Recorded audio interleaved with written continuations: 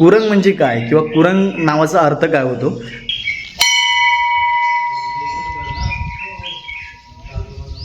आपल्याला आई कुरंगादेवीच्या मंदिरामध्ये आपल्या पूर्वजांना म्हणजे आपल्या कदम घराण्यातील कुळाला इथे या ठिकाणी जागा देण्यात आली आहे गाभाऱ्यामध्ये.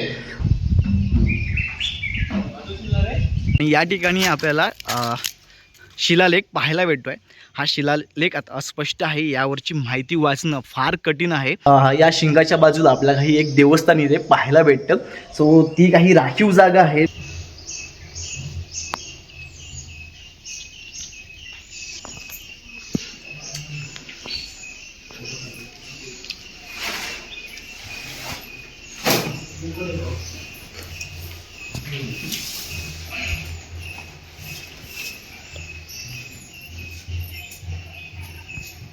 नमस्कार, जय शिवराय, जय शंभूराजे मित्रांनो, आज मी माझ्या गावी आहेत आणि गावी शिमगोत्सव निमित्त मी गावी आलो आहोत. आणि आता मी आहे आई कुरंगादेवी मंदिरामध्ये. आई कुरंगादेवी मंदिराच्या मी आता बाहेरच्या परिसरामध्ये आहे. आता आपण मुख्य गाभाऱ्यामध्ये जाणार आहोत. मुख्य गाभाऱ्यामध्ये आपल्याला कोणकोणते देवस्थान पाहायला भेटणार आहेत, कोणकोणत्या देवी देवतांचे दर्शन घ्यायला भेटणार आहे, ते आपण आता पुढे जाऊन पाहूया. मंदिरामध्ये जाऊया आता. त्यानंतर आपण कुरंग गावच्याबद्दलचा जो काही नावाबद्दलचा इतिहासाचा जो उलगडा आहे तो आजच्या व्हिडिओमधून आपण करणार आहोत. तर आपण आता गाभाऱ्याच्या दिशेने चाललो आहोत. गाभाऱ्यात प्रवेश घेण्या अगोदर आपलं असं इथे आपल्याला अशा ठिकाणचं पाहायला भेटतं आहे स्ट्रक्चर. तर आपण आता गाभाऱ्याकडे जाऊया. आपण आता गाभाऱ्यात प्रवेश केला आहे. सुरुवातीला आपल्याला पाहायला भेटते कुरंगादेवीचं दर्शन घडतं. बाजूलाच आपल्याला देव रवळनाथ, पावनादेवी, बामनदेव, सुरंगदेवी, विठलादेवी आणि कदम महापुरुषांचा दगड आपल्याला या ठिकाणी पाहायला भेटतो. दर्शनासाठी आपल्याला पाहायला भेटतो या ठिकाणी. तर आपण सर्व देवी देवतांचे दर्शन घेऊ आणि मंदिराच्या बाहेरचा परिसर पाहू.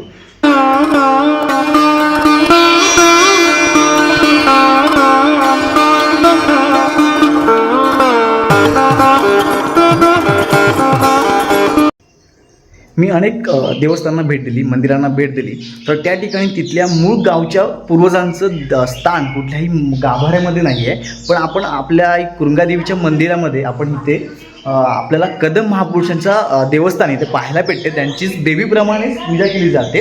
तर ते आपल्याला अशी एक माहिती आहे. आणि कुठल्याही मंदिरामध्ये थोडक्यात सांगायचं झालं म्हणजे कुठल्याही मंदिरामध्ये पूर्वजांना किंवा तिथल्या स्थायिक पूर्वजांना कुठल्याही मंदिरामध्ये जागा देण्यात नाही आल्या.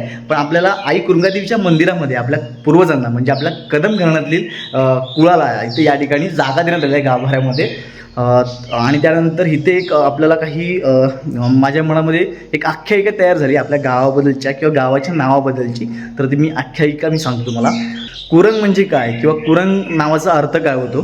तर मित्रांनो, कुरंग ही हरणाची एक जात आहे. खूप दुर्मिळ जात आहे. आपल्याला आजच्या काळामध्ये ते जाती पाहायला भेटत नाहीत. सांबर, काळवीट ह्या जशा जाती आहेत त्याचप्रमाणे कुरंग नावाची जात यापूर्वी आपल्याला इकडे पाहायला भेटत होती. सो मी खूप अभ्यास केल्यानंतर मला काही अशा माझ्या मनात काही दंतकथा आख्यायिका तयार झाल्या. तर ती अशाबद्दलची आख्यायिका होती. तर आपल्या इकडे ज्यावेळेला आपण आपला गाव जेव्हा वसला तेव्हा खूप असा म्हणजे प्राचीन इतिहास आपल्या गावाला लाभलेला आहे. आपण मूळ जे इकडे कोण आले ते म्हणजे कदम आले.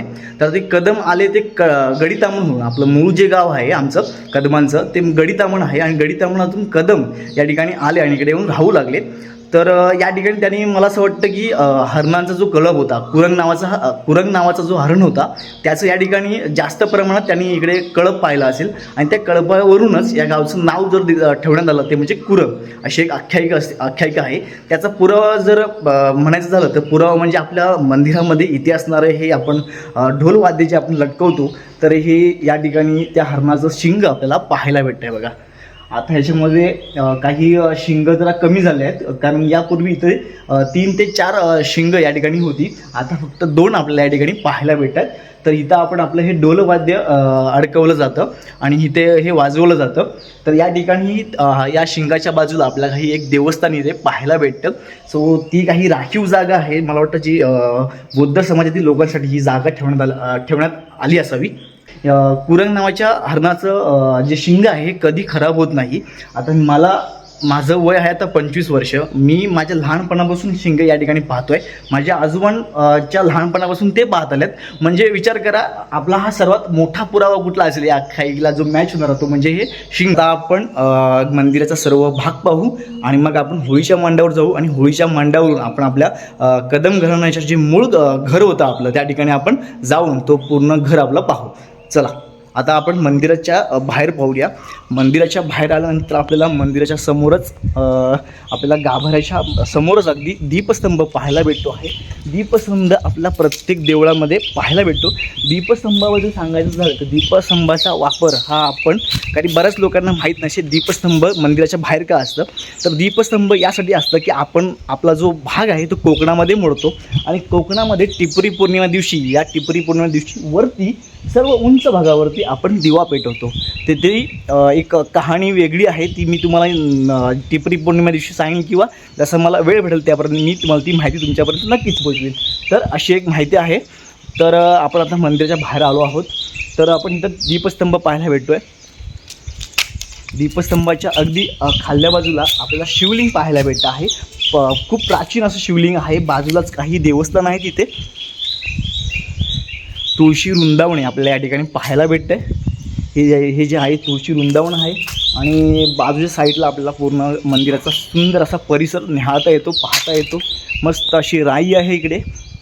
खूप अशा वेगळ्या जातीच्या इथे झाडं आपल्याला पाहायला भेटतात आणि खूप जुनी झाडं आहेत ती.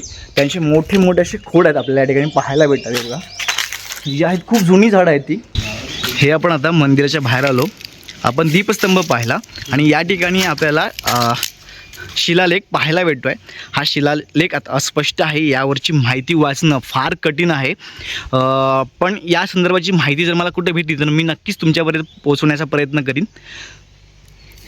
ही जर व्यवस्थित साफ केली आणि आपण जर ठेवली तर यावरचं नक्कीच शिल्प आपल्या पुढच्या पिढीला पाहायला भेटेल.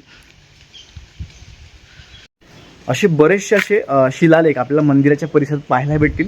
आता ते काळाच्या ओघामध्ये कुठे ते गडूप झाले असतील, पण मी माझ्या लहानपणामध्ये हे सर्व पाहिलं होतं आणि त्याची मला माहिती होती, त्यामुळे मी स्पष्टपणे ते सांगू शकतो. तर या परिसरामध्ये पण इथे काही अशी देवस्थानं होती, काही शिलालेख वगैरे असे काही ना काही मूर्त्या इकडे होत्या. सो आत्ता भेटणं फार कठीण आहे, कारण मंदिर असा जीर्णोद्धार झाला त्यावेळेला खूप सामानाची इकडे हलवाहलवी झाली, तर त्यामध्ये ते कुठेतरी गायब झालं असावं. पण या ठिकाणी काही अशी देवस्थानं होती हे मला आठवतं आहे.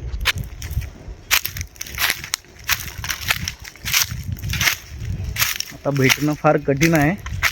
या ठिकाणी मंदिराची विहीर आहे, म्हणजे फार जुनी विहीर आहे आणि तिच्यावरती नंतर काम करण्यात आलं आहे. विहिरीच्या समोरच आपल्याला काही समाधीशिळा पाहायला भेटतात. हे बघताय,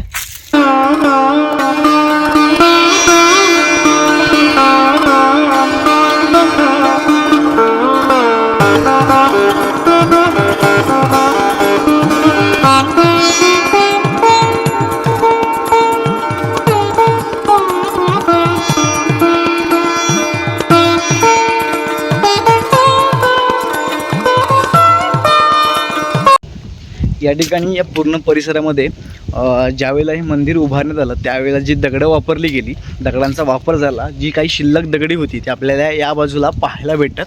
तर तुम्ही कधी आलात तर नक्कीच हे सर्व पहा. खूप सुंदर आहे आणि खूप जतन आतापर्यंत आपल्या पिढीपर्यंत ते जपून आहे आणि आपल्याला ते पुढच्या पिढीपर्यंत न्यायचं आहे. तो हा माझा एक छोटा प्रयत्न आहे.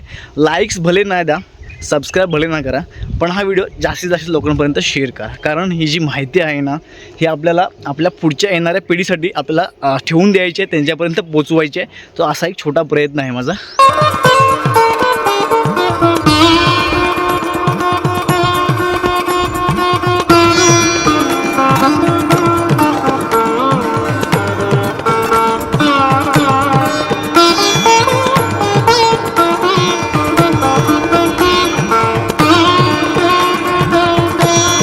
वारा सुटण्याचा झाला आहे, त्याच्यामुळे सगळं आता कचरा वगैरे उडत आहे, सगळं चादर वगैरे उडत आहेत. तर आपण आता होळीच्या मांडावरती आहोत आणि होळीच्या मांडावरती आपल्याला इथे गावदेवीची होळी या ठिकाणी पाहायला भेटते. होळी दहनानंतर आपल्या कोकणामध्ये आपल्या भागामध्ये होळी उत्सवाला म्हणजे शिमगा उत्सवाला सुरुवात होते. आता आपण दर 1 किलोमीटरवर कोकणामध्ये गेलो ना, तिकडच्या चालीरीती, परंपरा आणि सण उत्सव साजरे करण्याची पद्धत ही बदलत जाते. तर आपल्याकडे आपल्या गावामध्ये होळी दहनाच्या नंतर ग्रामदेवतेची पालखी आपली सजवली जाते आणि पालखीत बसून देव हे 7 ते 8 दिवस देवाऱ्यात नसतात, गाभाऱ्यात नसतात. ते पालखीत बसून प्रत्येकाच्या घरी जातात, मनामध्ये जातात. सो अशी एक प्रथा आहे आपली आणि ती आपण परंपरा आपण जपत आहोत. तर आपली ही गावची ते गावोळी आहे. गावोळी बरोबरच आपण काही वाडीच्या होळी देखील उभ्या करतो. तर ते ह्या आपण बघू शकतात की वाडीच्या होळी आहेत. तर प्रत्येक गावामध्ये एक गाव एक होळी असते. आमच्या गावामध्ये आमच्या भागामध्ये इथे प्रत्येक वाडीच्या होळी असतात आणि एक गावदेवी असते, गावदेवीची होळी असते.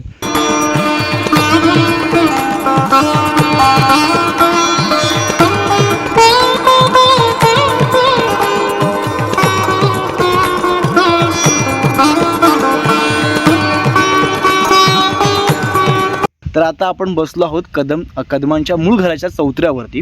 तर मी संपूर्ण चौतरा न्याहाळला, संपूर्ण नीट तो पाहिला. तर त्याच्यावरती मला आता कोणतीही सांकेतिक खुणा किंवा प्राचीन म्हणजे जुनी अशी कोणतीही खुणा किंवा असं काही पुरावा इथे मला काही सापडला नाही. तर या चौथऱ्याबद्दलचं काही आपण आता काकांकडून विचारून घेऊया, काय पद्धतीचे म्हणजे कसं कदमांचं घर इकडे स्थायिक झालं, नंतर इकडून ते पुढे गेले, मग त्यांची वंशावळ कशी पुढे गेली, कशा वाडीचं म्हणजे एका घरापासून पूर्ण गाव असा तयार झाला, यापर्यंत काकांकडून जाणून घेऊया. आपले कदम महापुरुष म्हणजे ज्यावेळी याच्यावरून गोव्यावरनं आल्यानंतर गोव्याला गडतामावरनं ते महापुरुष आपल्या ह्या ठिकाणी आले. इथे त्याने म्हणजे त्यांचं हे मूळ घर आहे. इथे हा चौतारा जो आहे तो मुळाचाच आहे. इथे ह्या ठिकाणी ते राहिले आणि ह्यानंतर काही वर्षानंतर ते परत आमच्या चिरेघरात म्हणजे आमचं मोठं घर आहे त्या ठिकाणी आमच्या तिथे ते वास्तव्यात गेले. मग तिथून आमची अशी अनेक घरं म्हणजे भावंडाची एक साईडला होत ते अशी अनंक्य कदमवाडी म्हणून एक निर्माण झालेलं आहे. ओके. आणि मग त्या कदमवाडीत जी काही त्यांची मुली वगैरे होत्या, त्यांची लग्न वगैरे झाली, मग त्यांची पाहुणे पण होते कुणाकुणाचे, ते त्यांनी ते या गावामध्ये यायला लागले. मग त्यांना ती कदमानी जागा दिली आणि नंतर मग अशी आपल्या म्हणजे वाडीतून अशी बाजूच्या वाड्या निर्माण झाली. जसे की आता लाखन म्हणू शकतो, माजरकर म्हणू शकतो, हे आपले सर्व पाहुणे पण आहेत. चाळके असे बरेचसे आहेत. पठारवाडीकडे गेलो तर आपल्याला काही लाड वगैरे अशी सगळी पाहुणे पण आपल्याला त्या ठिकाणी पाहायला भेटतील. आणि मग अशा एका कुटुंबापासूनही अनेक कुटुंब तयार झाली आणि त्या अनेक कुटुंबापासून अशा वाड्यांमध्ये झाल्या आणि वाड्यांचं रूपांतर नंतर पुढे जाऊन आपल्या कुरण गावामध्ये झालं. आपण गावाबद्दलचं माहिती आपण जाणून घेतली आहे मंदिरामध्ये. सो अशा पद्धतीचा एक इतिहास होता, एक अशा पद्धतीचं काही माहिती आपल्या गावाबद्दलची होती. सो आजच्या व्हिडिओमधून आपण हे आता या सर्व गोष्टींचा उलगडा केला आहे.